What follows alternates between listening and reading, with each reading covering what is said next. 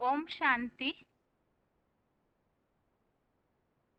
भगवत गीता श्लोक क्लास में आज के श्लोक टेस्ट के लिए श्लोक नंबर है 10वें अध्याय का 31वां श्लोक, अध्याय 10 का श्लोक नंबर 31 और पहले अध्याय का 46 और 47वां श्लोक, अध्याय फर्स्ट श्लोक नंबर 46-47।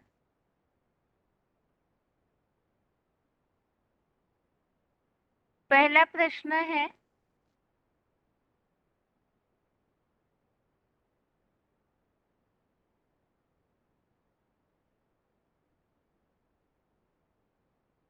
पुरुषार्थी जीवन में अवस्था डाउन होने का कारण क्या है?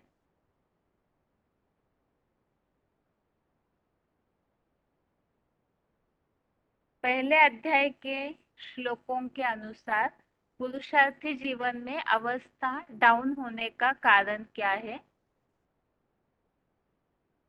फोन अनम्यूट है किसी का?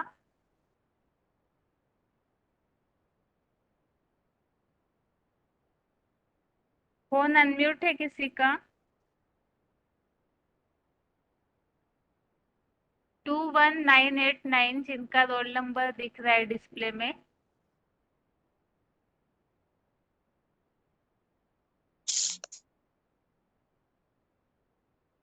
ओम शांति।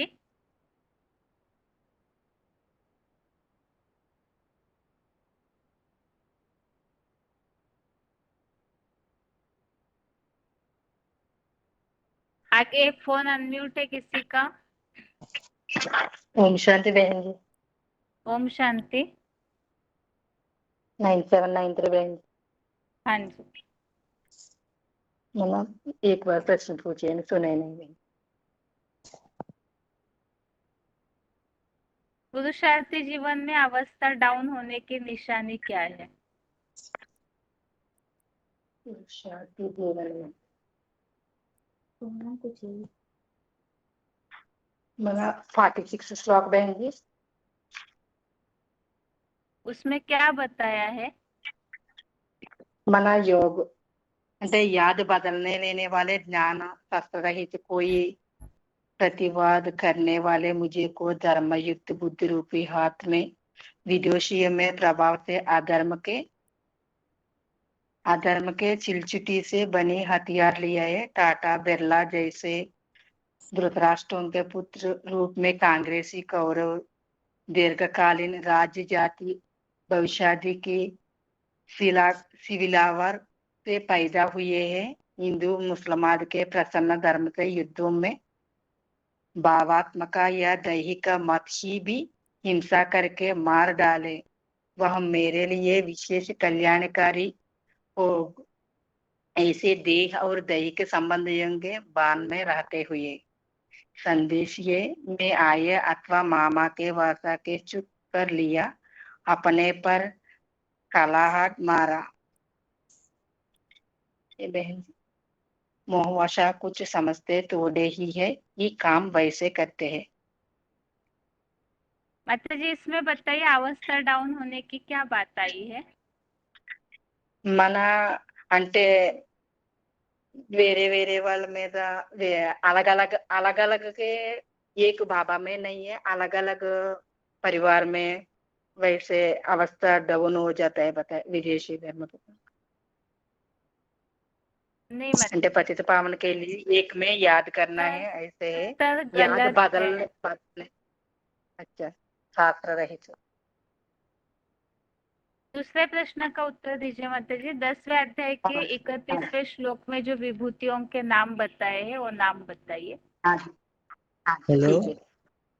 हेलो हेलो बहन परवा हेलो हेलो एक बहन जी। मिनट लाइन में रहिए आप। 21989 लाइन में रहिए।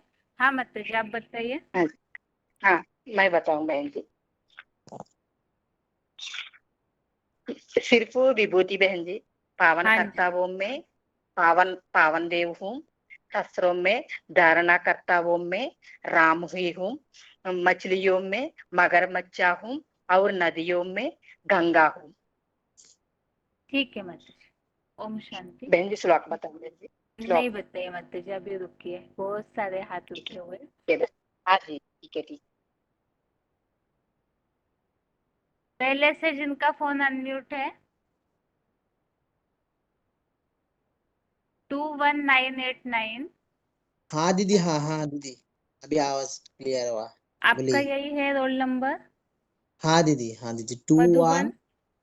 अगरतला त्रिपुरा। ठीक है, बताइए उत्तर। क्या बोला था क्या? पहले अध्याय के जो श्लोक है आज के टेस्ट में 46 47, तो इन श्लोकों में पुरुषार्थी जीवन में अवस्था डाउन होने की क्या निशानियां बताई हुई है? मैंने ऐसे बोलो, ये ओरली बोलो। हाँ, जैसे ओरली विदेशियों से, बताइए। जैसे श्लोक में विदेश। जो उल्लेख है, पुरुषार्थी हाँ जीवन में अवस्था डाउन होती है। जैसे हाँ दीदी। अर्जुन हिम्मत हारे हुए हैं, तो उसके लिए क्या बताया है, किस कारण हिम्मत हारे हैं और उसकी निशानियां क्या क्या बताई है? वो जो बोला ना वो 46 के जो विदेशियों से प्रभावित हो अर्जुन। वो छल छिद्र छिद्रों से बने टाटा बिरला जैसे रूप कांग्रेसी कौरव दीर्घकालीन राज्य जाति भाषा भाषा आदि की सिलिबार से पैदा किए गए हिंदू मुस्लिम आदि समुद्र धर्म भयानक भावात्मक या दोहिक मौत को भी हिंसा करके मार डाले, वो मेरे लिए विशेष कल्याण है ना। ऐसे देह और दोहिक समुद्र से मान से बहते हुए पुरुषार्थी जीवन में जो हिम्मत हार जाती है। ठीक है, लेकिन इस श्लोक में सिर्फ अर्जुन की ये भावना प्रकट हो रही है कि अगर वो लोग मुझे मार भी डाले तो भी ठीक है, मतलब देह के संबंधियों के प्रति मोह के कारण वो ऐसे सोच रहे कि अगर ये लोग युद्ध में मुझे मार डालते हैं तो भी मुझे चलेगा। तो भी ठीक है, हाँ लेकिन दीदी। इसमें अवस्था डाउन होने की कोई बातें नहीं दिखाई दे रही ना, ऐसे कुछ लिखा नहीं है इसमें। वो बस मर भी जाऊं तो भी चलेगा, ये मोह के कारण बोल रहे, इतनी ही बात इस श्लोक में स्पष्ट हो।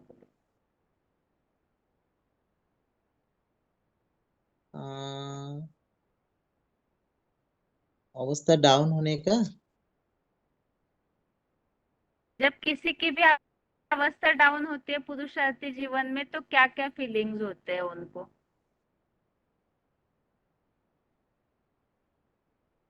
इसका सारा उल्लेख किस श्लोक में आया है?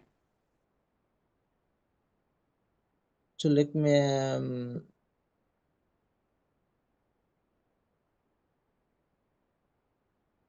ठीक है, आप 10वें अध्याय के 31वें श्लोक में जो विभूतियों के नाम है वो बताइए, और कोई भी एक पॉइंट बताइए। हाँ, विभूतिया नाम जो है वो पावन देव है, पवन देव है, और अग्निदेव है, राम और मत्स्य में राम है, और नोदिया में गुदा दीदी, नोदिया में ये नोदिया की विभूति होगा क्या? हाँ जी। गोदावरी जो बोला। गंगा और कावेरी। गंगा, कांगा कावेरी। हाँ, वो भी विभूति होगा क्या? हाँ जी। हाँ दीदी वही। तो गंगा कावेरी मना जो उत्तर भारत में गंगा नदी बहती है पानी की, वो विभूति है क्या? किसके लिए बताया? गंगा नदी हमने जो सुना था वो किन के लिए बताया हुआ है?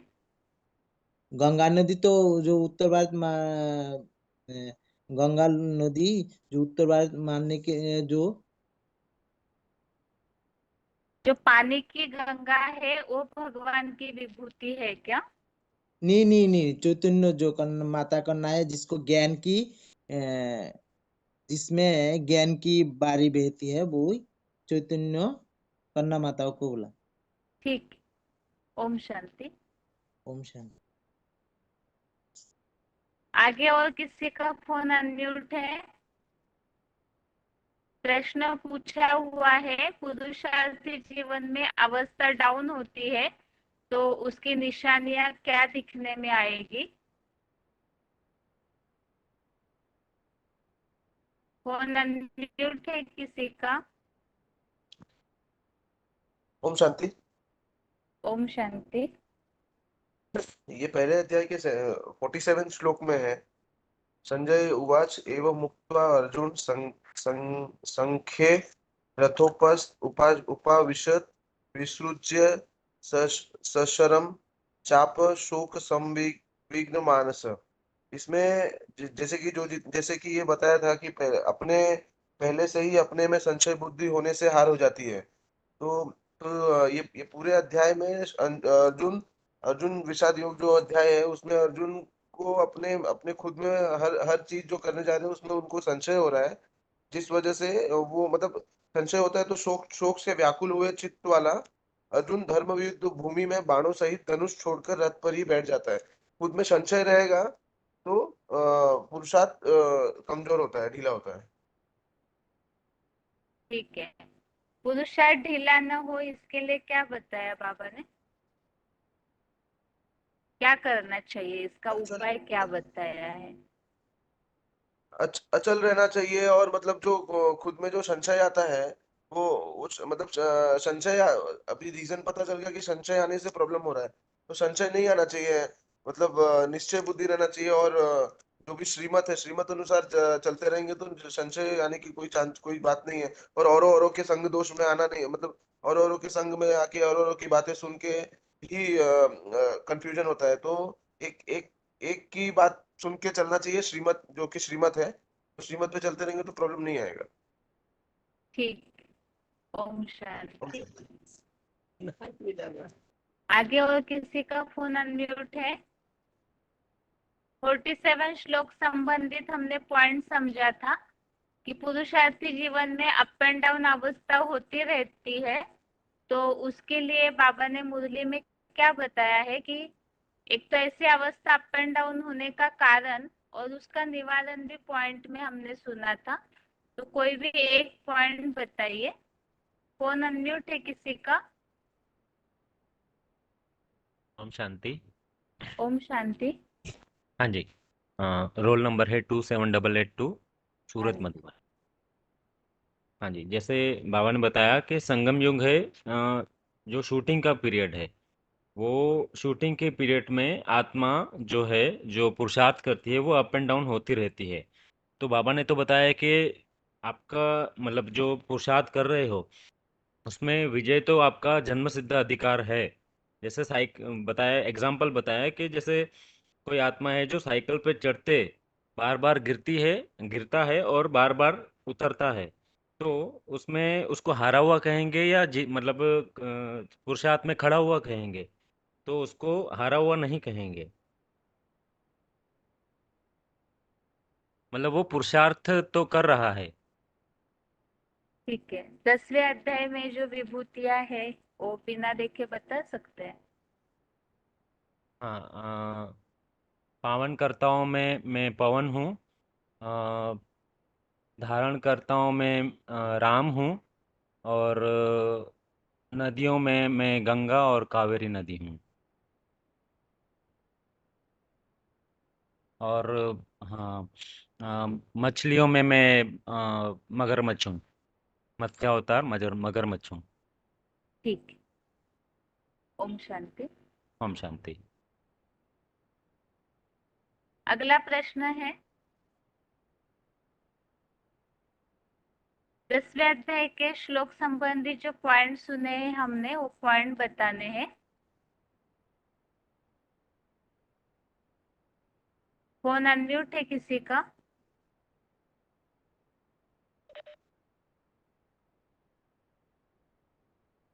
हेलो दीदी।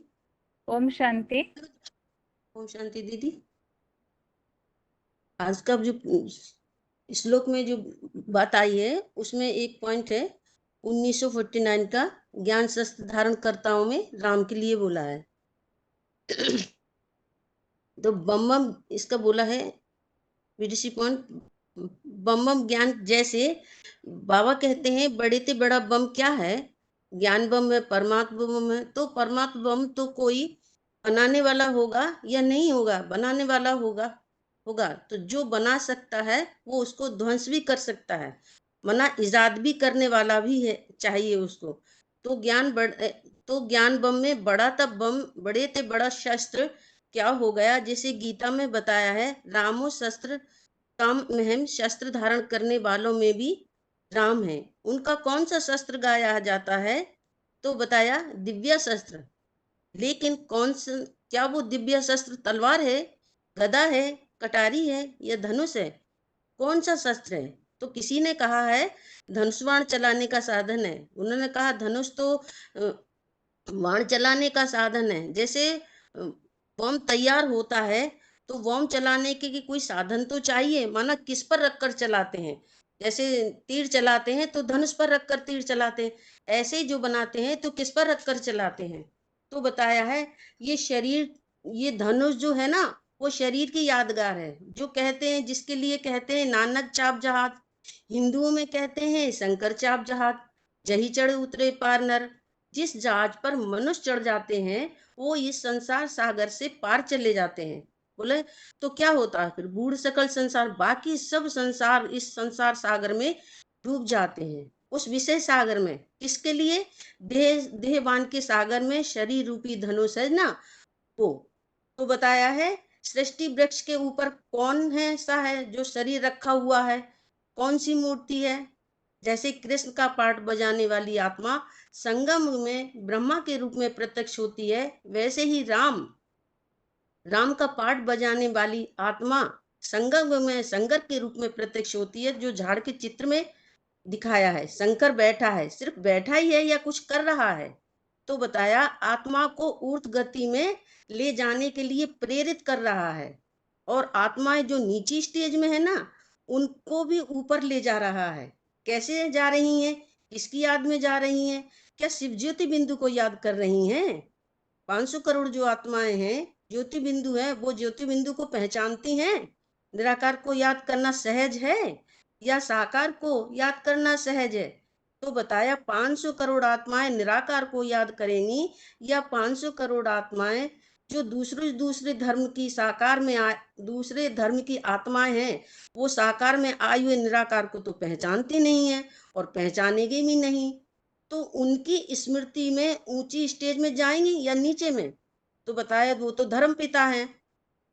तो धर्म पिता की जो स्मृति रहती है, किसकी स्मृति में रहते हैं वो? अगर वो ऊपर जाएंगे तो बताया वो धर्म पिता कहे जाते हैं जो अपने अपने धर्मों के जो धर्म पिता होते हैं, बाप होते हैं, उन बापों का भी बाप है मनुष्य सृष्टि में।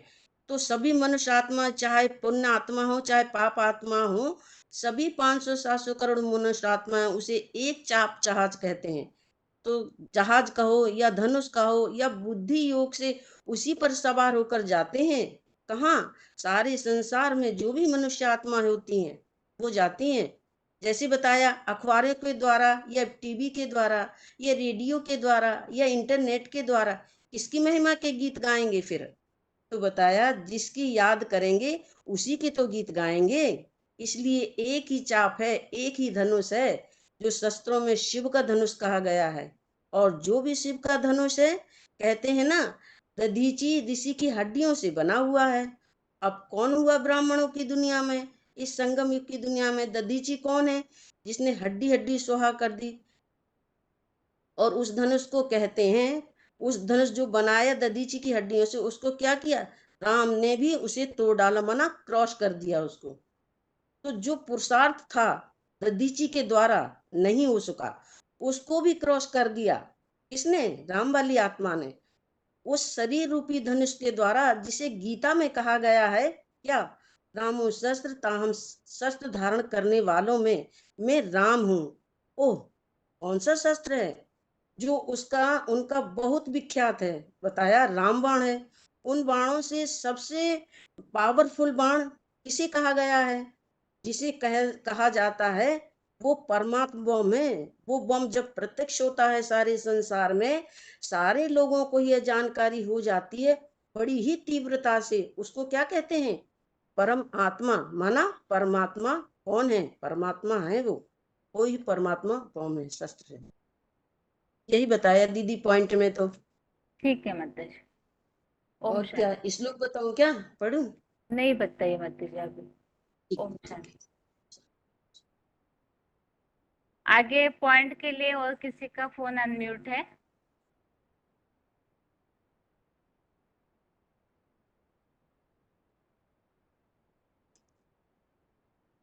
हेलो फोन अनम्यूट है। ओम शांति। हेलो।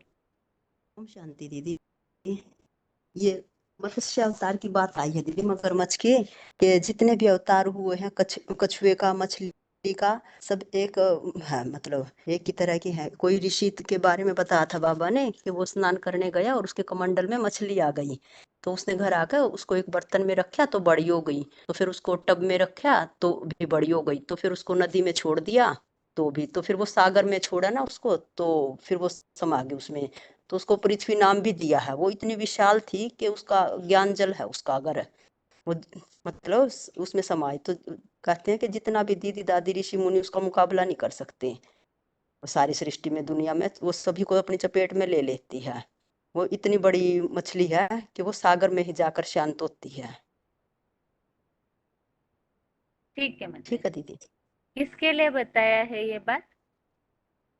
ये बाबा ने मछ बाबा मत्स्य कहते हैं कि भाई अवतार सभी किन मछ के लिए बताया है? भाई सभी में मैं हूँ। बाबा ने विभूतियों में सब अपने लिए बताया है ना दीदी, कि जैसे पवन देव अग्निदेव का सखा है, मैं ही हूँ वो भी। और हाँ, राम लेकिन विभूतियों के द्वारा ये सृष्टि का कार्य किया जाता है, तो ये मत्स्य अवतार वास्तव में किन के लिए गायन है? दीदी ध्यान नहीं, कल सुना तो ठीक है। था। ठीक है माता जी। ओम शांति। आगे और किसी का फोन अनम्यूट है?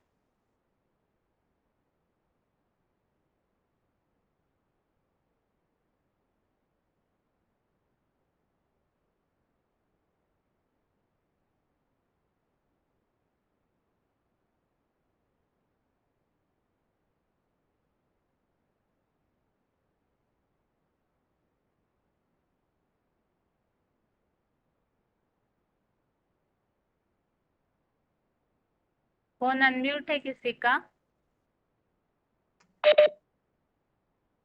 दीदी ओम शांति। ओम दीदी शांति। विभूतियों में एक नाम है ना, पवन देव। हाँ पवन जी। देव के बारे में बाबा ने बताया कि पवन माना हवा, पृथ्वी, जल, वायु, अग्नि, आकाश, ये 5 तत्व हैं। ये 5 तत्व रावण के 5 मुख भी हो जाते हैं।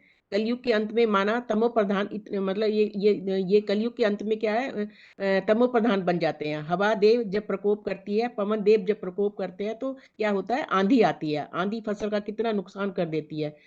सारे धान बिखर जाते हैं और ऊपर से बरसात भी पड़ती है तो धान क्या है, सड़ भी जाते हैं। तो पृथ्वी, जल, वायु, अग्नि, आकाश, ये 5 देवताएं जो हैं, मतलब ये चैतन्य रूप में है, वो चैतन्य में भी है, लेकिन कलयुग के अंत में उनकी बुद्धि जड़त्व में बन जाती है।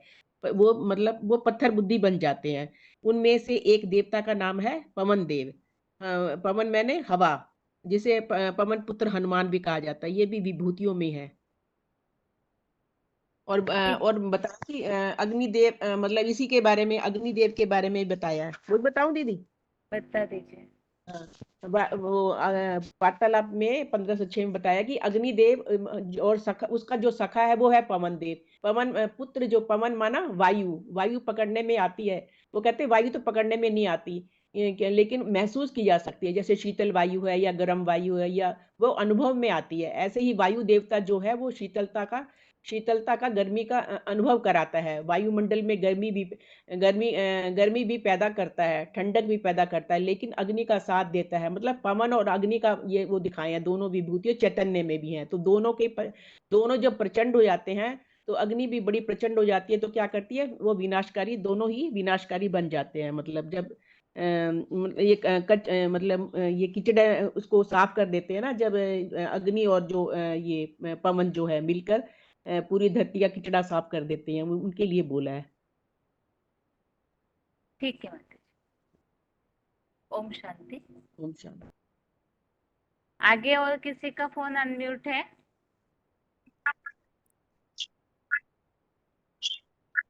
हेलो। ओम शांति।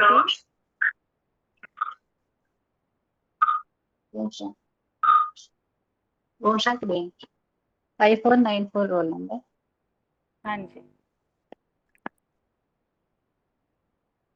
बचाव के लिए हो गया बहन जी पॉइंट बता सकते? एक पॉइंट हो गया है, आप बताइए। मछलियों में दूसरे पॉइंट बताओ। बाप कहते हैं कच्चा मच्छा अवतार माना मछली का कथा है। ये तो हो गए लग रहे। ऊपर वाला बता। ब्रह्मा वाक्य मुरली में बता दिया सागर कारा भी है और मीठा भी है। वो कौन सा सागर है? मनुष्य सृष्टि का बाप ही सागर है। सागर में कौन सा जानवर जास्ती संख्या में पलती है? मछलियां भ्रांति भ्रांति भ्रांति भ्रांति की रंग की मछलियां है। एक धर्म की धारणा से आए है या अनेक धर्म के धारणा से आए हैं करके पूछा। अनेक धर्म की धारणा वाले सागर में भी जो भी मछलियां है उनमें बड़े से बड़ी मछलियां नाम है मगर मछली माना मत्स्यावतार भगवान का ये एक अवतार का नाम है। एडवांस ब्राह्मणों की दुनिया में फाउंडेशन जब लगाता है तब छोटी मछली बहुत बहुत छोटी मछली बड़ी बड़ी होती जाती है। ये तो बता दिया होंगे। और तो इधर मच्छावतार के लिए पृथ्वी के लिए बोला ना, वो मच्छावतार और जगदम्बा के लिए लागू हो सकते हैं। ठीक है नरेंद्र जी। हाँ मतलब ठीक है। ओम वाह। शांति। विभूतियां बताओ। बताइए। पावन कर्ताओं में पावन देव हूँ। शस्त्र धारण करने वाला और मछलियों में मच्छ।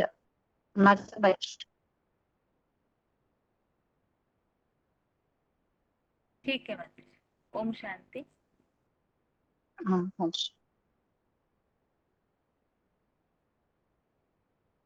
आगे और किसी का फोन अनम्यूट है?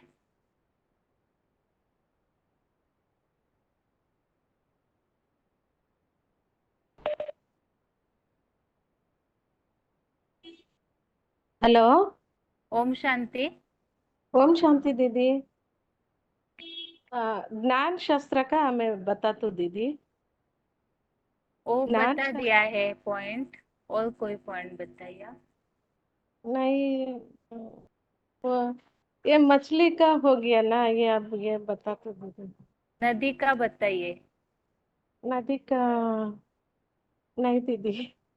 ठीक है बताइए, आप जो बता रहे वही बताइए। ओके ठीक है दीदी। ज्ञान शास्त्र धारण करने वाला वो राम है। अम, अ, शु- वो सूक्ष्म बम बाबा का कहते हैं। बड़े ते बड़ा बम परमात्मा का बम कोई ना कोई बनाने वाला है। ध्वंस करता जो ज्ञान का बम बड़े ते बड़ा शस्त्र हो गया। हिंसा का हिंसा का अ, हिंसा करने का कोई शस्त्र है। राम का तलवार गदा कटारी धनुष को शस्त्र नहीं है। वो चलाने वाले का वैसा बम तैयारी होने का साधन। वैसा धनुष धनुष शरीर का यादगार है। साकार साकार शंकर चाप जहान ಆಮೇಲೆ नानक चाप जहान मनुष्य चले जाती इस संसार का रूप चले जाती है। वो विषय सागर देहबान का सागर निराकार का याद करना सहज नहीं। धर्म पिता का याद करना भी सहज नहीं। सभी मनुष्य आत्मा है। वो 500-700 करोड़ आत्मा है। बाप कहो बुद्धि उसी पर चले जाएंगे। अखबार में टीवी में खुशी का याद करेंगे, इसलिए एक ही बाब है, धनुष है, वो शिव का धनुष, वो वो रदीची ऋषि कहा जाता है। हाँ, ददीची ऋषि कहा जाता है। ददीची ऋषि का राम ने छोड़ वाला उस पर विश्वास दिया, तो राम वाली आत्मा वो शरीर रूपी धनुष के द्वारा राम बाण, वो सबसे पावरफुल बम है, परमात्मा का बम तब प्रत्यक्ष होता है वो ज्ञान का तीव्रता से। ठीक है दीदी। ठीक। ओम ओके। शांति। ओम शांति दीदी। आगे और किसी का फोन अनम्यूट है? हेलो, ओम शांति। ओम शांति 4783 हालेश्वर। जो पॉइंट बाकी तो है उसको कवर करके आप सारे पॉइंट्स का सार बताइए। अच्छा ठीक है। इस शुल्क है पवन पवता अस्मि रामशस्त्र भूताम्यम झषणा मकरस्मी श्रुतसा अस्मि जाह्नवी। इसमें एक पॉइंट बाकी रहा शायद नदियों के बारे में। तो नदियों में झषणा जो बोला मैं गंगा हूँ। ऐसे तो बहुत सारे नदी हैं, सब नदी तो पावन, भारत में जितने नदी हैं सब पावन होते हैं, क्योंकि भगवान बाप भारत में ही आते हैं, क्योंकि भारत में पवित्रता को ही मान्यता दी जाती है। इसीलिए बोला है कि विदेश नदियों में इतना पवित्रता की मान्यता नहीं है, क्योंकि बाप जो भारत में आते हैं कन्या माताओं को ज्ञान से भर देते हैं, इसलिए वो पतित पावन भर जाते हैं। उसमें उत्तर भारत में जो गंगा निकलती है वो गंगा एडवांस ज्ञान को सबसे ज्यादा गहराई से समझती है, वो बुद्धि में धारण कर लेती है। तो ये बात बताई, इसको मैं सार रूप में बता रहा हूँ। इस श्लोकों में 4 विशेष विभूति के बारे में दर्शाया गया है। पहले पवन देव हवा के बारे में बोला है, जो जड़ 5 तत्व है, पृथ्वी जल वायु अग्नि आकाश, ये कलियुग अंत में तमो प्रधान बन जाता है। जो रावण का 5 सिर भी दिखाते हैं, जो तामसी स्टेज विकराल रूप धारण करता है। पवन हवा जो है जब साइक्लोन कराता है तो फसल उजाड़ देता है, फिर बारिश करके फसल भी सड़ा देता है। जड़ रूप में भी है और इसका चैतन्य रूप भी है। पवन पुत्र हनुमान को भी दिखाया गया। वायु जो होता है ना वो तो पकड़ में नहीं आता, परंतु उसकी स्पर्श से उसकी शीतलता और उष्णता पता चलता है। परंतु वही वायु जब अग्नि के साथ मिल जाता है तो प्रचंड विनाश भी करा देता है। और ब्राह्मण की दुनिया में सबसे बड़ा बम क्या है बताया? परमपिता परमात्मा प्रत्यक्षता बम। ये बम जिन्होंने बनाया है वही विध्वंस करने में ताकत भी रखती है। बताया शस्त्र धारणकारी में मैं राम हूँ, राम शस्त्र होता में हम जो बताया। कौन सा शस्त्र? शिव धनुष दिखाया गया, परंतु धनुष कोई शस्त्र नहीं है, लेकिन उसके माध्यम से शस्त्र चलाया जाता है। ऐसे जो बम से तैयारी किया जाता है उसको भी चलाने के लिए कोई एक माध्यम बनाया जाता है। तो उस माध्यम कौन है ना, इस शरीर को बताया माध्यम। इसको भी शंकर चाप जहाज कह सकते हैं, नानक चाप जहाज भी कह सकते हैं, जिसे चढ़े पार सकल नर जो बताया गया है। तो उसी के आधार है जो सृष्टि वृक्ष पर जिसको दिखाया गया है संगम युग में शंकर के रूप में बैठा है, जो सब आत्माओं को 29 स्टेज में खींच लेता है। सारी दुनिया जो भी 500-700 करोड़ आत्माएं हैं वो एक ही चाप या जहाज की याद में, उसको चाप को धनुष को या वज्र भी को उसकी याद में, चाहे वो पापात्मा हो चाहे पुण्यात्मा हो, सबका बुद्धि युग से वो ये विषय सागर से वो पार ले जाते हैं। तो कैसे ले जाते हैं विषय सागर से ना बताया? बुद्धि युग से, याद से। कैसे याद करेंगे? सारे दुनिया में इतने लोग हैं, बताया जो आज की गणमाध्यम संस्था है, टीवी है, अखबार है, रेडियो है, इंटरनेट है, जो भी माध्यम है, उस सब के जरिए भगवान का महिमा वो क्या करेंगे? गाएंगे। जिसको हम शिव धनुष कहेंगे वो किससे बनाया हुआ ना? दधीचि ऋषि की हड्डी से बनाई गई थी। जिस धनुष का नाम ना जिस धनुष को राम ने तोड़ा था, माना ज्ञान में उसको क्रॉस किया था। राम बाण जो है अचूक है, अव्यर्थ है और इतना पावरफुल है, जब वो प्रत्यक्षता होगी तब उसकी तीव्रता से लोग जान लेंगे। और मगरमच्छ के बारे में बताया बाबा ने मुरली में, जो सागर है वो खारा भी है और मीठा भी है। जरूर ये कोई जड़ सागर की बात नहीं उल्लेख की, ये कोई चैतन्य जीता जागता सागर है, ज्ञान की सागर है, जिसके बारे में जिक्र किया है। जिस सागर की जल में भांति भांति की रंग बिरंग की मछलियां और धर्मों से कनेक्टेड जो है उसमें है, परंतु उसमें सबसे बड़ी मछली बताया मगरमच्छ, जिससे माने लोग भी, कई लोग उसको घड़ियाल घड़ियाल घड़ियाल घड़ियाल होते हैं, हाँ शायद घड़ियाल भी कहते हैं, जो शास्त्र में उसको कौन सा मत्स्यावतार, 10 अवतार में एक अवतार मत्स्यावतार में भी दिखाया। जब वो एडवांस दुनिया में आता है फाउंडेशन लगाने के लिए, तो उस टाइम में वो बहुत छोटी उम्र की होती है, परंतु इसके ऊपर कहानी भी बनाए शास्त्रकार ने। एक ऋषि के जब स्नान करने गए थे, उनकी माने उसको क्या कहते हैं, कमंडल, कमंडल में एक मछली आ गया था।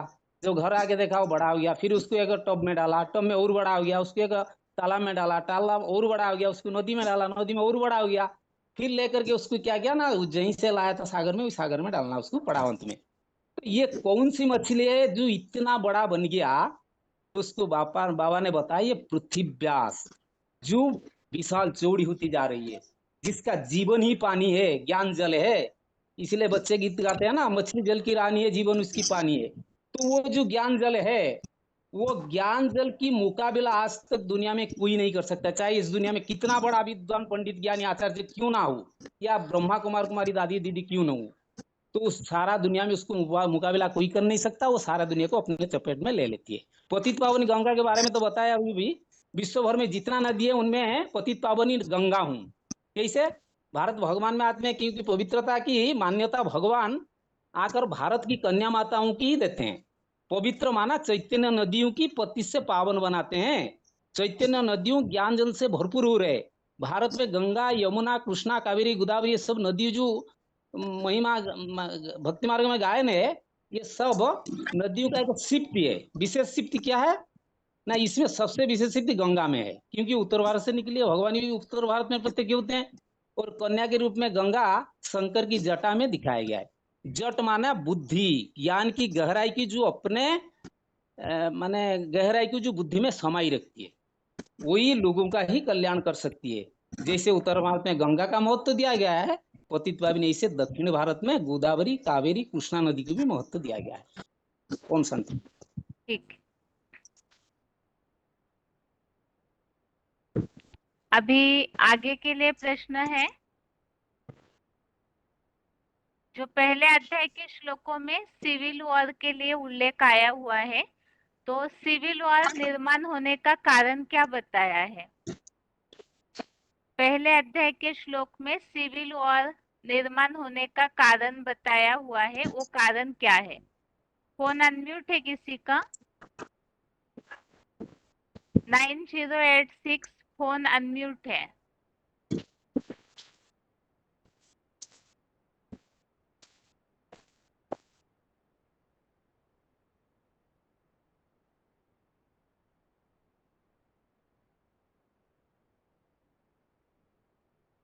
आगे और किसी का फोन अनम्यूट किया है?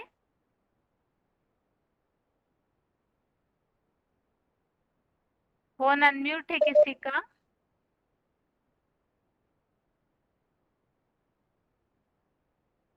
फोन अनम्यूट है किसी का? 27426 फोन अनम्यूट है।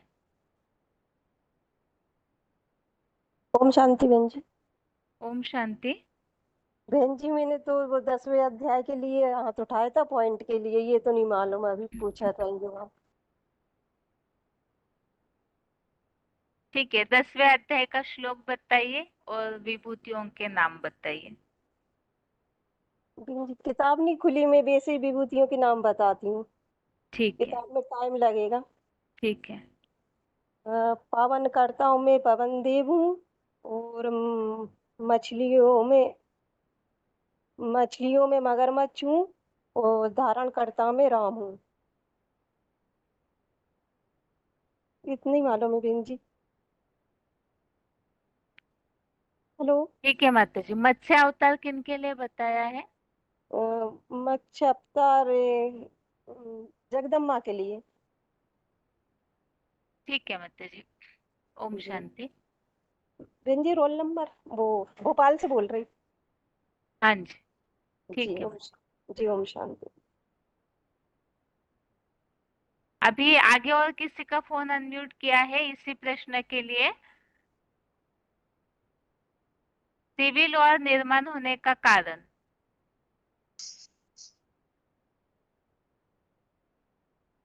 फोन अनम्यूट है। ओम शांति दीदी।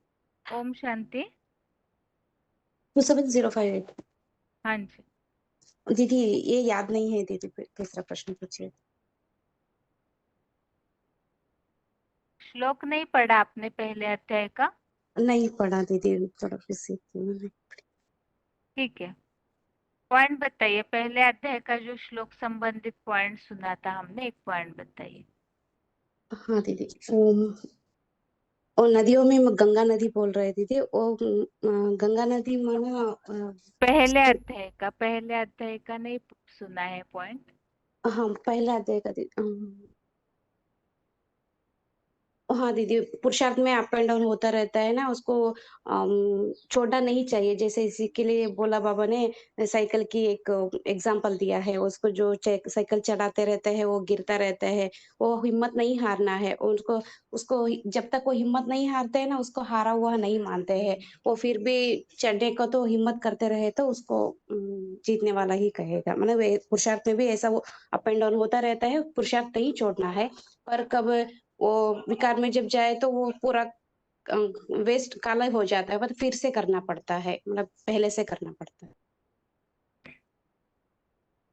ठीक है। पुरुषार्थी जीवन में अवस्था डाउन होने का कारण क्या बता सकते हैं आप? दीदी ये पहले कारण ये भी हो सकता है, हमको संशय आता है अपने ऊपर भी बाप के ऊपर भी। जो बोलते हैं ना 4 बातों पर निश्चय होना चाहिए, उसी में निश्चय थोड़ा भी डगमगा हो जाए तो थोड़ा हिले तो निश्चय के कारण भी होता है। कभी कभी ये भी हो सकता है, मतलब हम सगे संबंधी की तरफ से हम मोह हो जाता तो उनको कैसे बताओ, ये भी हो जाता है। ये दोनों की वजह से भी ऐसा हो सकता है, ऊपर मतलब पुरुषार्थ में ऊपर नीचे हो सकता होता है। ठीक, ओम शांति। ओम शांति। आगे और किसी का फोन अनम्यूट है? प्रश्न यही है कि सिविल और निर्माण होने का कारण श्लोक में क्या बताया है? फोन अनम्यूट है किसी का? ओम शांति। ओम शांति। 29142 राउरकेला हाँ बागडोली मधुबन। ये 1 का 46 नंबर में है, जो कि इसका भावार्थ में बताइए। यदि बदला न लेने वाले, ज्ञान शस्त्र सहित कोई प्रभावित न करने वाले, मुझको धर्म युद्ध बुद्धि रूपी हाथ में विदेशियों से प्रभावित अधर्म के छल छिद्र से बने हथियार लिए हुए टाटा बिरला जैसे धृतराष्ट्र के पुत्र रूपी कांग्रेसी कौरव दीर्घकालीन राज्य जातीय भाषादी के शिविर वार से पैदा किए गए हिंदू मुस्लिम के स्वतंत्र सन्नद्ध। सन्नद्ध धर्म युद्ध में भावात्मक दैहिक मोक्ष को भी हिंसा करके मार डालते हैं। तो ये बताया ना, जो टाटा बिरला जो जैसे जो सारे राज्य का धन संपत्ति उन्हीं के पास से है ना, तो बाबा ने ये बताया ना, वही सब धृतराष्ट्र के पुत्र हैं। तो वही एक कांग्रेसी कौरव सब हैं। तो वो ये क्या करते हैं ना, जो हिंदू मुस्लिम दोनों के भाई भाई को लड़ाते हैं, जो कि देह अभिमान में वो सब रहते हैं कि मैं हिंदू हूँ तो मुसलमान हूँ। तो इसी दोनों के बीच में युद्ध लड़ाते हैं। तो बाबा ने तो बताया तो युद्ध जो विनाश तो 3 तरीके से होगा, एक एटॉमिक विनाश से, एक प्राकृतिक विनाश से, एक सिविल वार से होगा। तो ये हिंदू मुस्लिम का लड़ाई है, सिविल वार ही है। ये भारत में ही होता है। ठीक, ओम शांति। ओम शांति। अभी हाथ सभी का नीचे किया जा रहा है और पहले अध्याय के कोई भी श्लोक संबंधित प्रश्नों का जो उत्तर दे सकते हैं वो हाथ उठाइए। पहला अध्याय पूरा हो चुका है और पहले अध्याय के कोई भी श्लोक संबंधित जो उत्तर दे सकते हैं वो हाथ उठाइए। कठिन प्रश्न नहीं होंगे, जो सिंपल प्रश्न है ऐसे प्रश्न पूछे जाएंगे। और इसके अलावा सोमवार के टेस्ट तक तो आप जरूर सारा पूरा अध्याय पढ़ करके रखिए। ताकि पहले अध्याय संबंधित लास्ट के 10 मिनट में प्रश्न रहेंगे।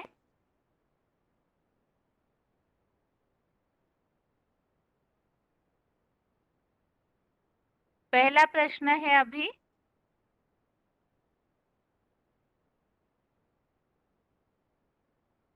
पांडव सेना और कौरव सेना का वर्णन किस श्लोक में आया है? संख्या का वर्णन।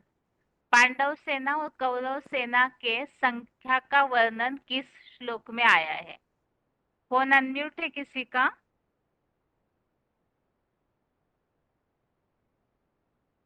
फोन अनम्यूट है किसी का जो डायलिंग हेलो। नंबर से जुड़े हैं? ओम शांति। उनसे लेना है बताइए उत्तर।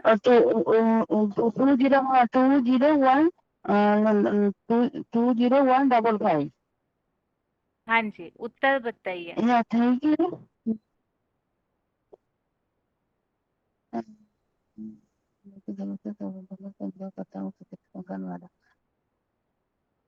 जो संख्या सॉरी जो संख्या बताए गए ना कौन कौन होते हैं? कौन कौन नहीं, पांडव सेना और कौरव सेना की संख्या बस। पांडव सेना कितनी है और कौरव सेना कितनी है इस पांडव से लेकर थोड़े होते हैं और हाँ, तो कौरव सेना इसका ज्यादा होती है। श्लोक बताइए, श्लोक कौन सा है?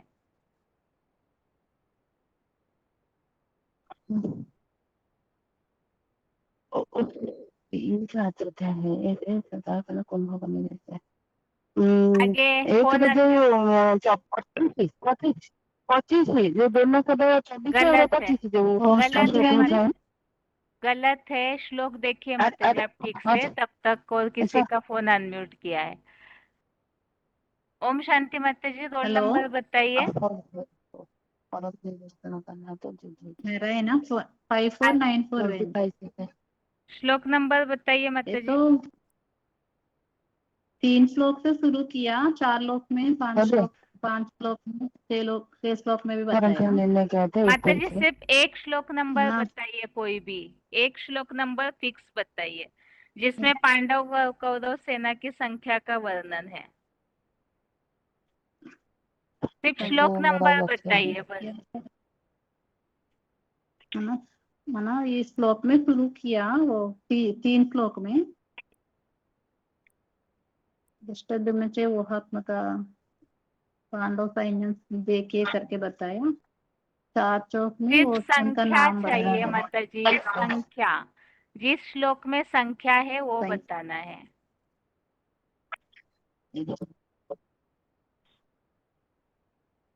आगे और किसी का फोन अनम्यूट है?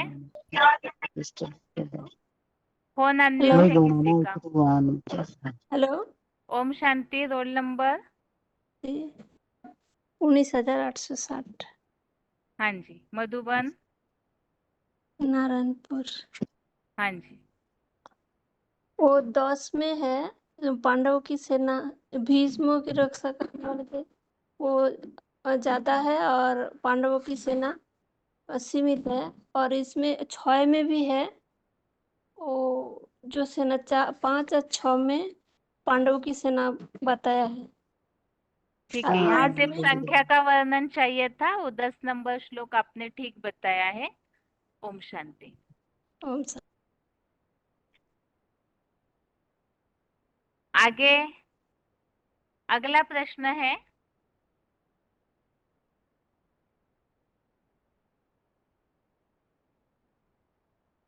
पांडव सेना जब शंख बजाती है तो उससे कौरवों के हृदय विदीर्ण होने लगे। पांडव सेना के शंखनाद से कौरवों के हार्ट फेल होने लगे या उनको परेशानी महसूस हुई, इस बात का उल्लेख किस श्लोक में है? फोन अनम्यूट है किसी का? 8937 डोंबिवली, ये 1 का 19 नंबर श्लोक है। ठीक है माताजी। पहले अध्याय का 19 नंबर श्लोक। माताजी 47 श्लोक के लिए आप क्या समझा सकते हैं? हाँ 47 के लिए। हाँ जैसे इसमें बताया कि अर्जुन जो है वो शोक व्याकुल से चित्त वाला धनुष को छोड़कर रथ पर बैठ गया। ये बाबा ने बताया कि जो मोह कारण था जिसकी वजह से अर्जुन जैसे आज हम जो विशेष जो ज्ञान का अर्जन कर रहे हैं उनके जीवन में ये ज्यादा समस्या आ रही है, क्योंकि लौकिक जीवन और अलौकिक जीवन में जमीन आसमान का अंतर है। जैसे कि वो कौरव हैं और हम पांडव हैं, तो पांडवों की जो जीवन शैली है वो कौरवों से बिल्कुल विपरीत थी। तो कौरवों के अंदर उनके अंदर तो मोह नहीं है, वो तो किसी भी तरीके से उनको सत्ता चाहिए, इस तरीके से उनका व्यवहार है। जबकि पांडव हैं वो शांति चाहते हैं, सुख चाहते हैं। तो उस सुख शांति के लिए उनको अगर इसलिए भी तैयार हो जाते हैं कि चाहे हमको कोई हमसे संबंध छोड़ दे, हमको मार डाले, अपनी सारी राजाई ले ले, हमको राज्य भी नहीं चाहिए, सुख भी नहीं चाहिए, जीवन भी नहीं चाहिए, माना इसको हर तरीके से ऐसा लेते हैं कि ये पाप बन जाएगा। वास्तव में जो सोने की जंजीर कह दो या लोहे की जंजीर कह दो, ये मोह के कारण ही अर्जुन जो है वो श्रीमद अर्जुन नंबर वन अर्जुन जो है श्रीमत पर चलने के लिए या ऐसा कोई कठिन कठोर कदम लेने के लिए ऐसा सोचते हैं कि इससे अच्छा है हम ज्ञान में भी चलना छोड़ दें, बाबा को छोड़ दें, ज्ञान में चलना छोड़ दें। माना जैसे वो चलाना चाहते हैं उसके प्रभाव में आने के लिए भी तैयार हो जाते हैं। क्योंकि जो सबसे पहले अर्जुन थे वो भी एक बार तो हिम्मत हार कर बैठ गए, तो इसलिए बाबा ने कहा कि ऐसी अवस्था, ऐसी पत्थर बुद्धि बन जाते हैं कि क्या करना चाहिए क्या नहीं करना चाहिए इसके बारे में भी बुद्धि भ्रमित हो जाती है। लेकिन माना जो बाबा ने कहा है कि कर्म तो करना ही है, और कर्म भी करना है तो श्रीमत प्रमाण करना है, जिसके कारण जो अर्जुन है उनको विश्व की राजाई मिल जाती है। ऐसे ही हम बच्चे भी इस तरीके से अपनी यात्रा पूरी कर सकते हैं। हिम्मत रखेंगे तो बाबा मदद भी करेंगे, इसलिए कहा हिम्मत है बच्चे मदद है बाबा। ओम शांति। ठीक है। अभी आगे और किसी का फोन अनम्यूट है? पहले प्रश्न।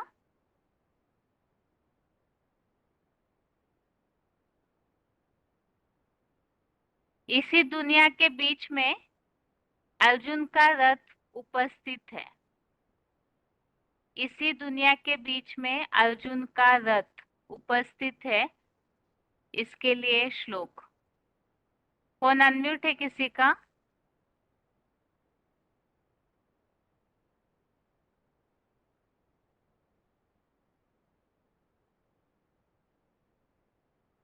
फोन अनम्यूट है किसी का?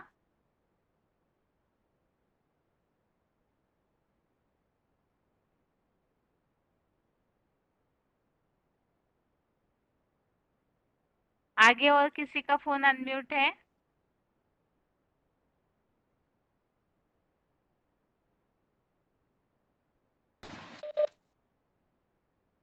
ओम शांति बहन जी।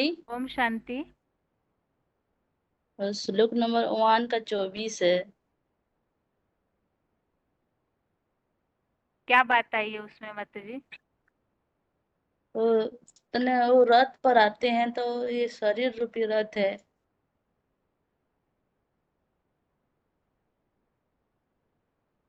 ठीक है, और इसके अलावा कोई श्लोक है? 24 के अलावा भी और कोई श्लोक? वो तो ठीक है, और कोई श्लोक नंबर? हाँ है बहन जी। 1 का 17-18 में भी है, 19 में भी है। 17-18? और 1 का 19। 17-18 में तो रथ की कोई बात ही नहीं है। 1 का 19 में।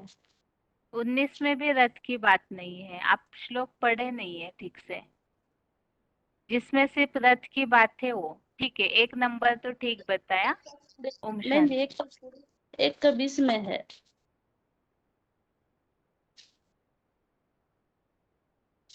अर्जुन रथ में शिव बाबा। ऐसा उल्लेख नहीं देखे कि जहाँ अर्जुन रथ सिर पाया। यहाँ मेन बात ये स्पष्ट होनी चाहिए कि अर्जुन रथ इसी दुनिया के बीच में रथ युद्ध भूमि में है, जैसे 21वें श्लोक में आया है कि दोनों सेनाओं के मध्य में मेरे रथ को सुरक्षा पूर्वक खड़ा करिए। 21 और 24 ठीक है। बहन जी मैं 1 का 140 का कुछ बोलूं? बताइए। जो अर्जुन जो सगे संबंधी है मोह के कारण वो जो शस्त्र नहीं चलाना चाहती है, इसलिए वो युद्ध करना ही नहीं चाहती है। कर्म की धारा को छोड़ना ही नहीं है। तो बाबा बोलते हैं कर्म धारा को तो छोड़ना ही नहीं है, युद्ध तो करना ही है। ये तो हिंसक अहिंसक युद्ध है। ये तुमको तो जैसे भी हो तो कर्म करना है। विजय तो तुम्हारा जन्मसिद्ध अधिकार है। ये संगम युग तो शूटिंग का पीरियड है, रिहर्सल का पीरियड है। तो जब हिम्मत करेंगे तो बाबा मदद देंगे। साइकिल पे भी उदाहरण भी दिए हैं। बार बार गिरते हैं और बार बार चढ़ जाते हैं। जो हार जाते हैं तो उसको तो प्राप्ति कुछ नहीं मिलती है। जो गिर कर भी वो साइकिल पर चढ़ जाते हैं, चलते रहते हैं, तो वो प्राप्ति मिलती है। इसलिए देहयाम पातयामी और कार्यम साधयामी, यानी योद्धा को मारकर ही मरना है। और आर्मी का भी वो बाबा उदाहरण देते हैं। तुम बच्चों तो रूहानी आर्मी हो, तुम्हारी रूहानी सेना है। और जो ये मोह के कारण अर्जुन युद्ध नहीं करना चाहते, इसलिए वो बाबा फाइनल परीक्षा भी दिए हैं। नष्ट मोह स्मृति लब्धा, देह से, देह के पदार्थों से, देह के संबंधियों से, देह के यानी जो भी है, देह के संबंध जो भी है, इस दुनिया में जो कुछ भी देख रहे हैं, सबको हमको नष्ट मोह होना है। नष्ट मोह होंगे तो प्राप्ति मिलेगी, और नहीं होंगे तो नहीं मिलेगी। इसलिए हिम्मत करके बाबा के निरंतर स्मृति में रह करके हमको चलना है। ओम शांति ठीक है बहन जी। मतलब ठीक। आगे के लिए प्रश्न है जो भगवत गीता में फर्स्ट जो कवर वाला पेज है उस पे हमेशा सफेद घोड़े वाला रथ दिखाया जाता है, अर्जुन रथ। तो उस संबंधित लागू होने वाला श्लोक बताना है। भगवत गीता के मुख्य पृष्ठ पर जो अर्जुन रथ सफेद घोड़ों सहित दिखाया जाता है, तो उस संबंधित लागू होने वाला श्लोक बताना है। फोन अनम्यूट है किसी का?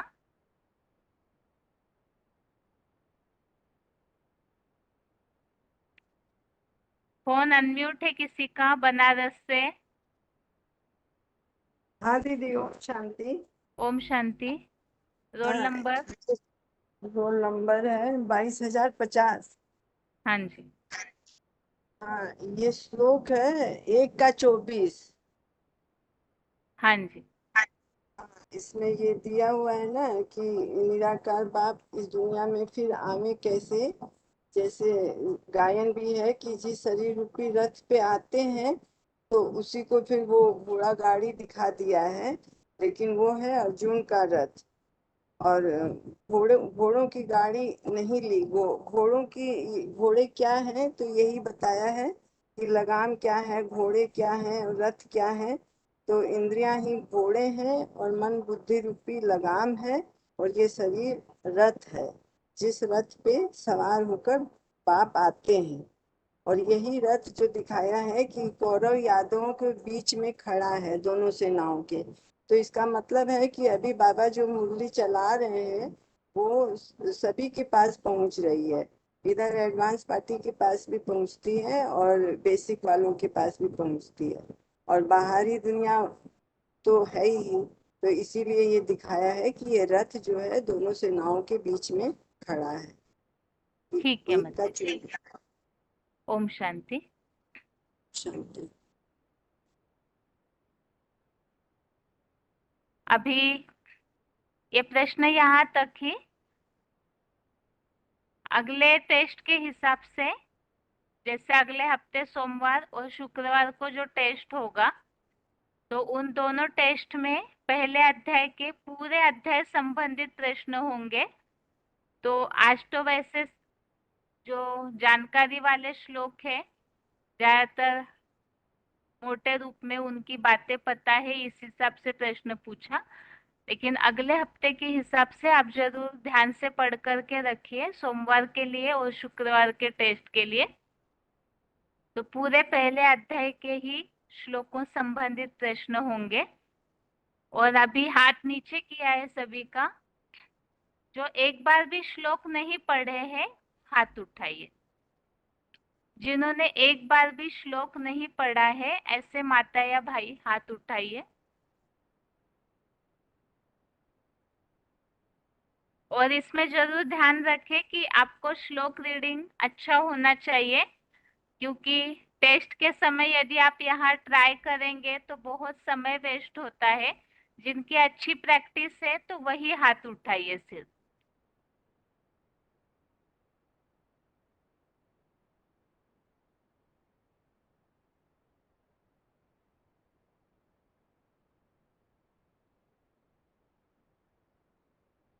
फोन अनम्यूट है किसी का?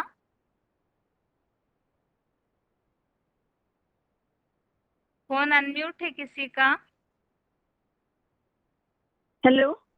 ओम शांति। ओम शांति बहन जी, कौन सा अध्याय का बहन जी? पहला अध्याय।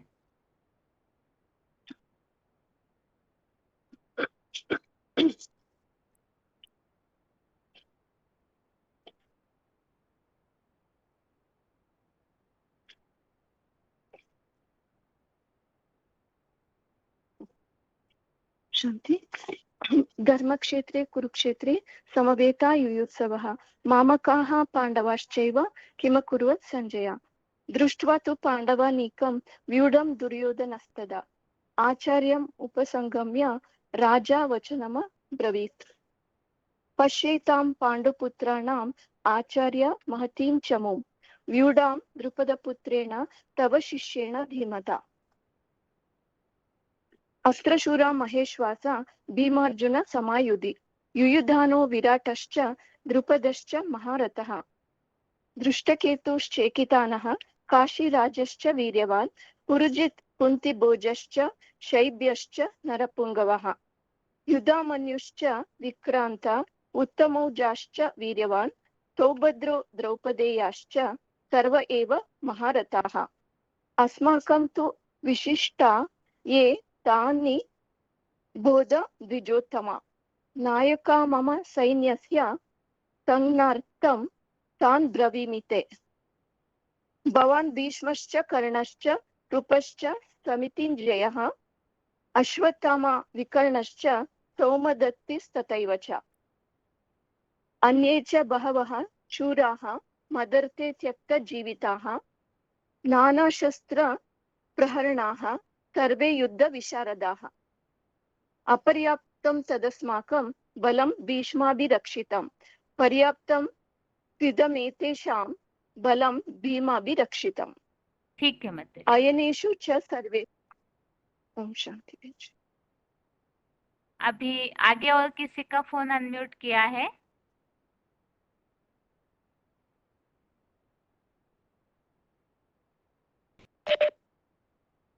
ओम शांति।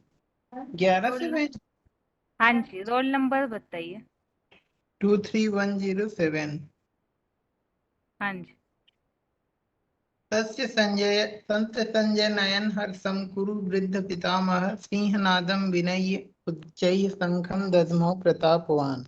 ततः शंखास्य भैर्यस्य प्रणवानक गोमुखा सह शैवाभ्यहन्यन्त स शब्दस्तु मूलः अभवत्। ततः श्वेतैः हयैः युक्तैः महती सेन्दने स्थितौ माधवः पाण्डवश्चैव दिव्यौ शंखौ प्रदध्मतु। पांचजन्यं ऋषिकेशो देवदत्तं धनञ्जयः पौण्डं दद्मौ महाशंखं भीमकर्मा वृकोदरः। अनन्तविजयं राजा कुन्तीपुत्रो युधिष्ठिरः नकुलः सहदेवस्य सुघोषमणिपुष्पकौ। काश्यश्च परमेश्वासः शिखण्डी च महारथः दृष्टद्युम्नो विराटश्च सात्यकिश्चापराजितः। द्रुपदो द्रौपदेयाश्च सर्वशः पृथ्वीपते सौभद्रस्य महाबाहु शंखान् दद्मौ पृथक् पृथक्। सघोषो धातृराष्ट्राणां हृदयानि व्यधारयत् नभस्य पृथिवीं चैव तुमुलो व्यनुनादयन् अथ व्यवस्थितान् दृष्ट्वा धातृराष्ट्रान् कपिध्वजः प्रवृत्ते शस्त्रसम्पाते धनुद्यम्य पाण्डवः। ठीक है, आप रुकिएगा। ओम शांति। शांति। आगे और किसी का फोन अनम्यूट है?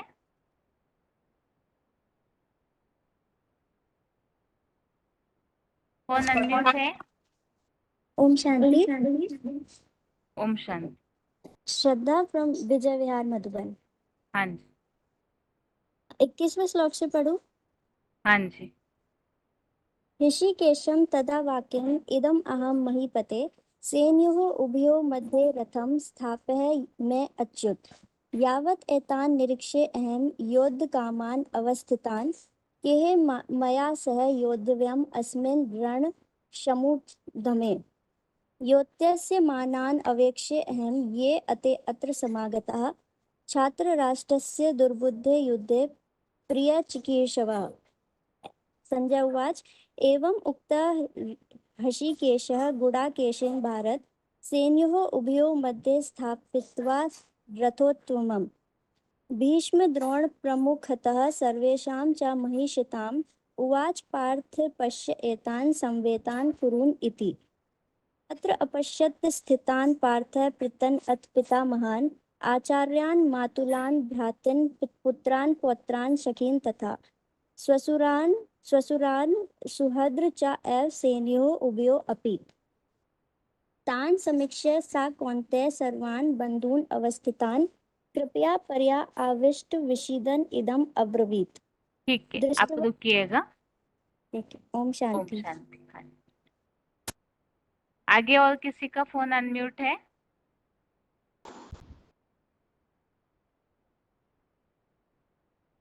फोन अनम्यूट है किसी का? हेलो। 10। ओम शांति। ओम शांति। Roll number?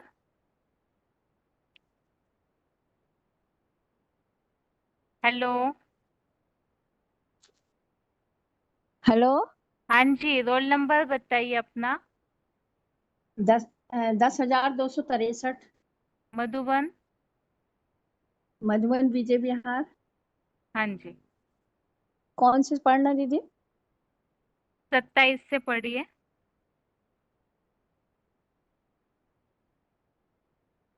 तान समीक्षा से कौनते है सर्वान बंधून अवस्थितान कृपया पर्या अविष्टो विषीदनम इदम अब्रवीत। अर्जुन उवाच दृष्ट्वा इमं स्वजनं कृष्ण युयुत्समु समुपस्थितं सिन्दन्ति मम गात्राणि सुखं च परिशुष्यन्ति मुखम च परिशुष्यति। परिशस्यति मुखम च परिष्यति वेपुथ शरीरे में रोमहर्षश्च जायते गांडीव सहस्यते हस्तात् चैव परिदहाते न च शक्नोमि अवस्थामतु भ्रमतीव च मे मनः निमितानि च पश्यामि विपरीतानि केशव। ठीक है माता जी, आप उच्चारण सुनिएगा थोड़ा। उच्चारण में बहुत ही गलतियां हो रही है। ठीक है माता जी। ठीक है दीदी। ओम शांति। ओम शांति। आगे और किसी का फोन अनम्यूट है? ओम शांति दीदी। ओम शांति। 30 श्लोक हुआ है, 21 से पढ़ो ना दीदी। नहीं, आप फिर से पढ़िए। 28 से फिर से पढ़िए। ठीक है जी। अर्जुन उवाच दृष्ट्वा इमं स्वजन कृष्ण युत्सं समुपस्थितं सिदन्ति मम गात्राणि मुखै च परिशुष्यति वेपथुश्च शरीरे मे रोमहर्षश्च जायते गाण्डीवं स्रंसस्ते हस्तात्वकै चैव परिदह्यते न च शक्नोमि अवस्थातुं भ्रमतीव च मे मनः निमित्तानि च पश्यामि विपरीतानि केशव न च श्रेयः अनुपश्यामि हत्वा स्वजनम् आहवे। न कांक्षे विजयं कृष्णं न च राज्यं सुखानि च किं नो राज्येन गोविन्द किम भोगै जीवितेन वा येषामर्थे काङ्क्षितं नो राज्यं भोगः सुखानि च त इमे स्थिताः युद्धे प्राणान् त्यक्त्वा धनानि च आचार्य पितर पुत्रास्तथैव च पितामहा मातुला श्वशुरा पौत्रा शालाः संबन्धिनस्तथा एतानन् हन्तुमिच्छामि नत्नोऽपि मधुसूदन अपि त्रैलोकस्य राजस्य हेतोः किनु मही कृते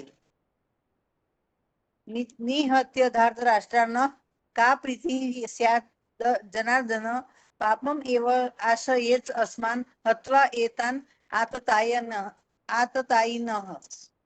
तस्मात् न अर्हा वयं हन्तु धार्तराष्ट्रान् स्वबान्धवान् स्वजनं हि कथं हत्वा सुखिनः स्याम माधव यद्यपि एतेन पश्यन्ति लोभोपहत चेतस कुलक्षय कृतं दोषम मित्रद्रोहे च पातकम। ठीक है माता जी, आप रुकिए। हाँ भाई को दे दीजिए।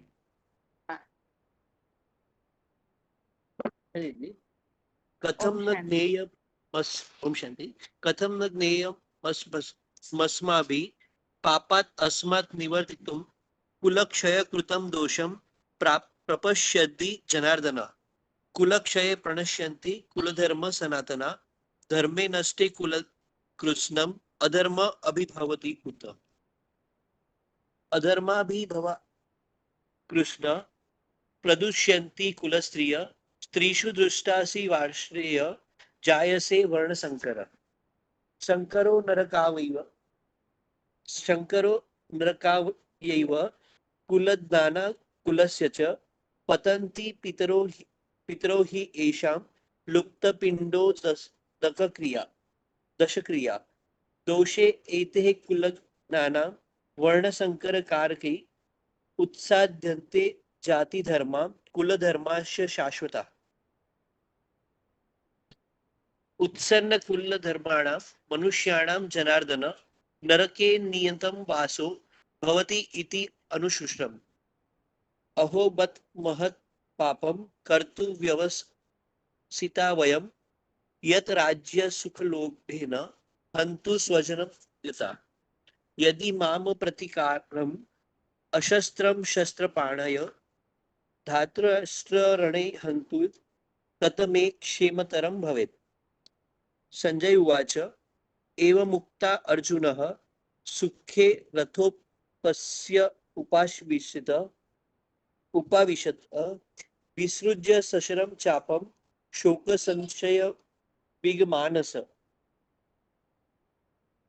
ठीक है, कहीं कहीं थोड़ा सा ऐसे हुआ है, शायद प्रैक्टिस नहीं अच्छी, बाकी ठीक है। ठीक ओम है दीदी, शांति। मेरा नंबर 2511 है। ओम शांति। हाँ जी, ओम शांति।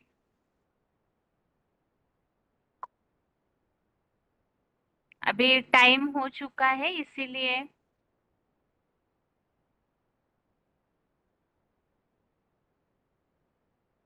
आगे के क्लासेस में भी जैसे कि पहले अध्याय को अर्थ पढ़े नहीं गए हैं तो प्रश्न भी पूछे जाएंगे पहले अध्याय के अगले हफ्ते से, और साथ में श्लोक रीडिंग और अर्थ का भी। तो जैसे जिस दिन समय रहेगा उस अनुसार वो प्रश्न रहेगा, तो अर्थ जरूर आप सभी पढ़ करके रखिए, जो कि उसे सार के रूप में बता सके, ताकि पहला अध्याय पूरा हो चुका है तो उसकी रिवीजन भी साथ ही साथ 2 हफ्ते तक के टेस्ट में ये रिवीजन जरूर चलती रहेगी, क्योंकि इसमें महाभारत युद्ध का और अर्जुन के विषाद दुख का पूरा वर्णन और काफी सारी बातें पहले अध्याय में है। इसीलिए पहले अध्याय के जो अर्थ है वो पढ़ते रहिए आप, जब तक ये पहले अध्याय के पूरे प्रश्न पूरे नहीं होते हैं। और इसके अलावा टेस्ट के उत्तरों के पहले 2 दिन से जो अनाउंसमेंट हो रही थी ऑनलाइन क्लास की, तो आज ही शाम को हिंदी का गुरु पूर्णिमा संबंधित ऑनलाइन जो संदेश देने का प्रोग्राम है वो है, आप वैसे सभी नंबर नोट किए ही होंगे। यदि नहीं किया है तो आप 98 वाले फोन के स्टेटस से वो नंबर ले लीजिए, और आप जिन्हें भी जानते हैं उन्हें आप जरूर इस ऑनलाइन संदेश प्रोग्राम में ज्वाइन कीजिए। और अभी टेस्ट के प्रश्नों के उत्तर। सबसे पहले 10वें अध्याय का अध्याय 10 में जो विभूतियों का वर्णन है। पहले तो श्लोक, पवनः पवतामस्मि, रामः शस्त्रभृतामहं, झषाणां मकरश्चास्मि, स्रोत सामस्वी जानवी। तो इसमें पहले बताया पावन कर्ताओं में पतित पावन सीताराम जैसा अग्निदेव सखा पवन देव हूँ।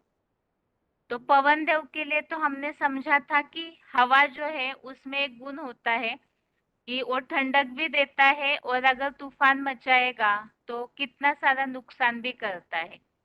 तो ये वायुदेव पवन देव की निशानी बताई। वो दिखने में तो नहीं आता है, पकड़ में भी नहीं आता, लेकिन महसूस किया जा सकता है, अनुभव किया जा सकता है। और ये जो वायु है पवन देव, ये जब अग्नि से मिल जाता है तो फिर विनाशकारी बन जाता है।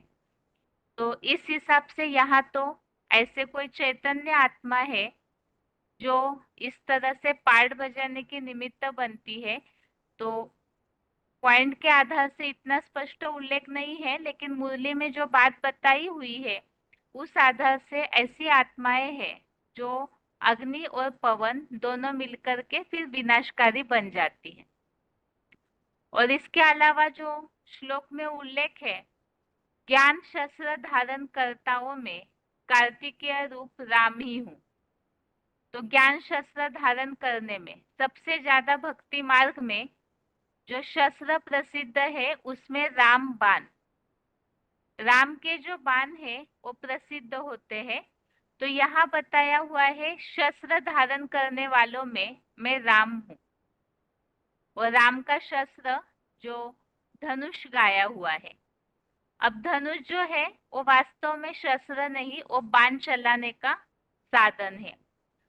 और यहाँ वो धनुष अर्थात कौन है, जिसके लिए पॉइंट में बताया है जो मनुष्य सृष्टि का पिता है, या जिनके लिए शास्त्रों में उल्लेख है शंकर चाप जहाज जही चढ़ उतरे पार नर। तो ये शरीर रूपी धनुष भी है। काफी सारे श्लोकों में हमने इस बात को देखा है कि आयुधों में बना हुआ वज्र अर्थात यही धनुष का भी काम करता है, जो इतना मजबूत धनुष है जिसमें मोल्डिंग पावर भी इतनी ज्यादा है।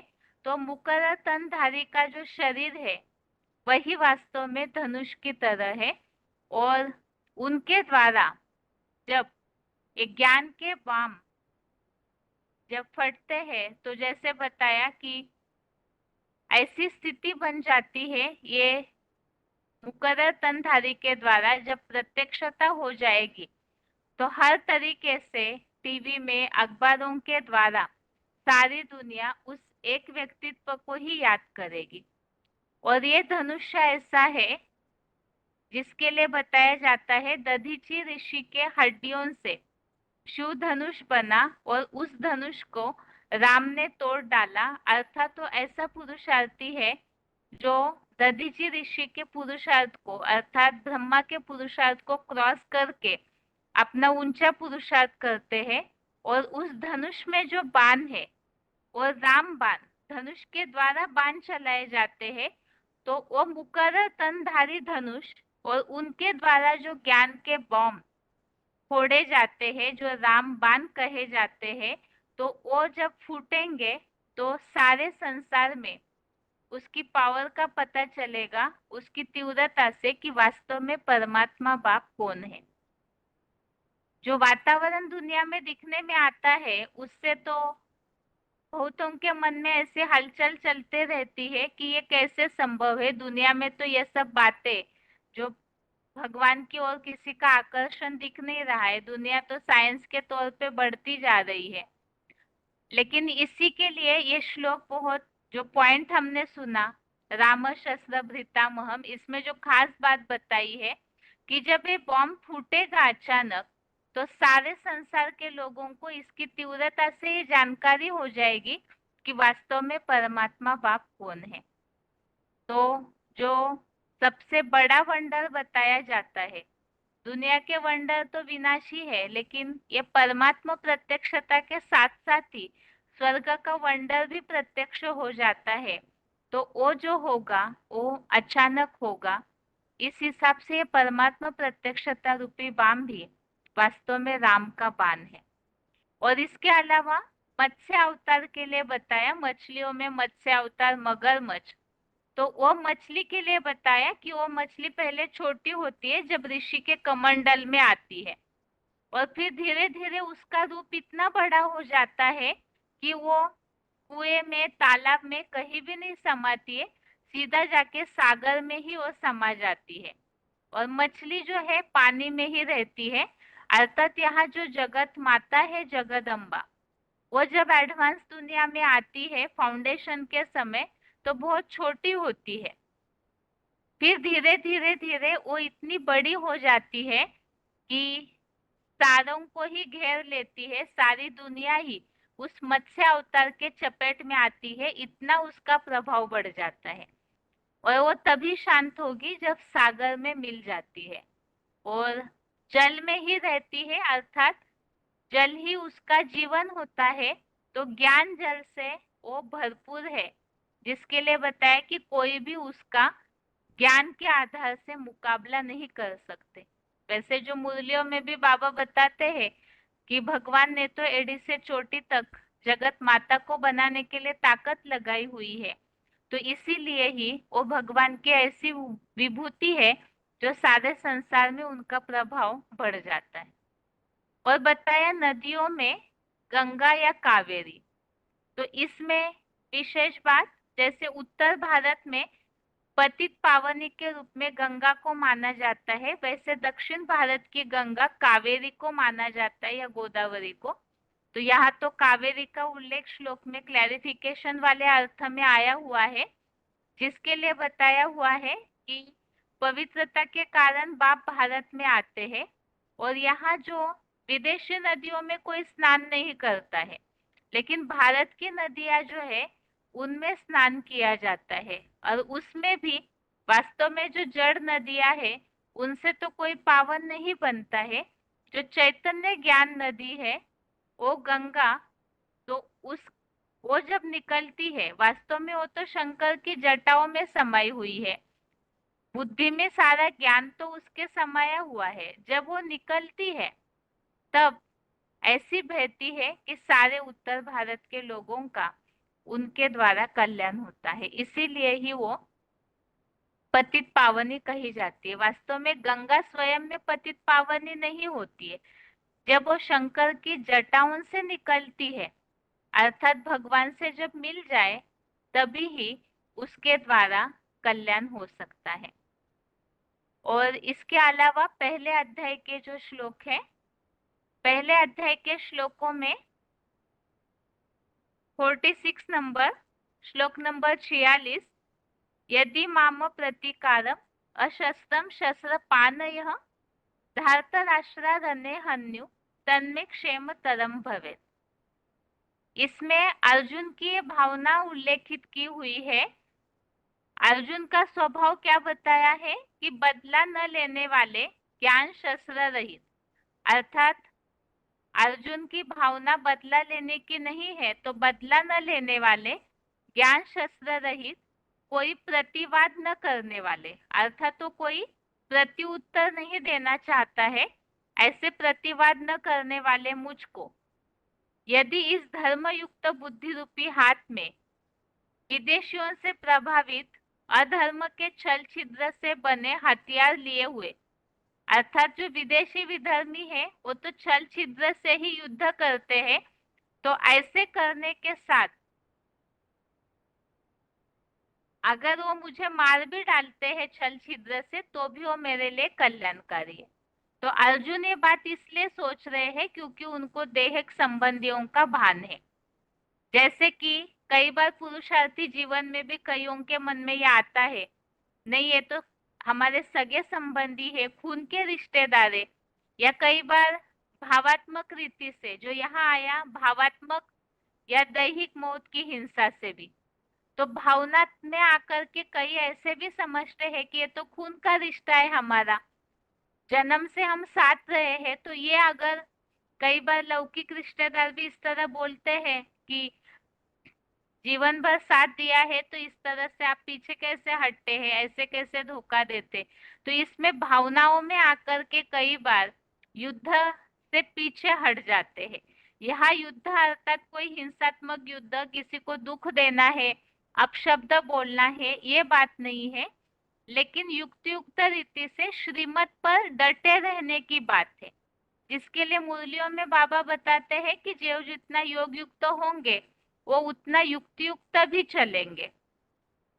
तो इस आधार से देह के संबंधी तो एक जन्म के हैं, लेकिन भगवान तो अनेक जन्म का कल्याण करते हैं। लेकिन ये भावना मन में न आने से कई बार अवस्थाएं जब ऊपर नीचे होती है तो युद्ध से पीछे हटते, ये सोचते ये लोग हमारे साथ कुछ भी करे अज्ञानी तो भी चलेगा, क्योंकि ये तो हमारे जीवन भर के साथी है। तो इसी बात को यहाँ इस तरह से श्लोक में वर्णन किया है। और दूसरा प्रश्न ये पूछा था सिविल वॉर किसे कहा गया है।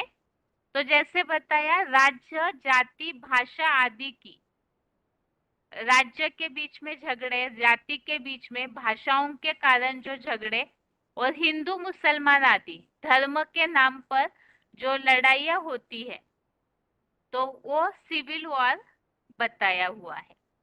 और इसमें जो बताया संग दोष में आकर के माया के वश होकर के कुछ ऐसा वैसा निर्णय ले लेते हैं तो अपने ही पैर पर कुल्हाड़ा मारते हैं। और अगले श्लोक में 47 में जब पूरी तरह हताश हो जाते हैं तो उसका वर्णन इस श्लोक में बताया है। अर्जुन दुख के कारण पूरी तरह हिम्मत हार करके रथ पर बैठ गया। रथ पर बैठ गया अर्थात शरीर रूपी रथ है, उस पे हिम्मत हार के बैठ गया, मतलब आत्मिक स्थिति को भूल गया। इसी बात का उल्लेख इस श्लोक के भावार्थ में है। हिम्मत हारते कब है? कोई भी पुरुषार्थी हिम्मत तब हारते हैं जब देहभान आता है। देहभान आया तो दैहिक संबंधियों के प्रति मोह आता है, और मोह आने के कारण फिर मन बुद्धि भ्रमित हो जाती है। जो श्लोक में वर्णन किया है, मन बुद्धि से भ्रमित हुआ, शिथिल इंद्रियों वाला, अपनी आत्म स्थिति भूला हुआ। जब मोह आता है किसी को छोड़ने की, मोह के कारण ज्ञान युक्त रीति से किसी से सामना करने की बात आती है, तो जैसे बीच में भी श्लोकों में अर्जुन ने बोला मेरी स्थिति हाथ पांव कांप रहे हैं, बुखार आने जैसी त्वचा दहक रही है, तो वो स्थिति देहभान के कारण ही भयभीत होना, हाथ पांव कांपना, शिथिल होना, बुखार आने जैसा लगना, ये सारी वास्तव में मोह के समय की स्थिति का वर्णन दिया हुआ है। और यहाँ भी अर्जुन देहभान के कारण ही हिम्मत हारे हुए हैं। तो यही पूछा था कि जब पुरुषार्थी जीवन में अवस्था डाउन होती है तो उसकी निशानियां और कारण क्या है। कारण है देहभान और मोह, और उसके लिए ही निवारण क्या है। तो पॉइंट में हमने समझा था जो बाबा ने बताया है, हारिए न हिम्मत, बिसारिए न राम। साइकिल सवार अगर एक बार गिर भी जाता है तो दोबारा उठ करके फिर पुरुषार्थ करना चाहिए। देहभान आया तो तुरंत अपने को आत्मा समझ करके अनेक जन्मों के कल्याण हेतु फिर से पुरुषार्थ में लग जाना चाहिए। तो ये श्लोक विशेष महत्वपूर्ण है पुरुषार्थी जीवन के हिसाब से कि हिम्मत हारने से क्या स्थिति होती है। इस तरह से ये आज के श्लोक से संबंधित प्रश्नों के उत्तर हो गए। और आज के लिए श्लोक क्लास यहाँ पूरा होता है। ओम शांति।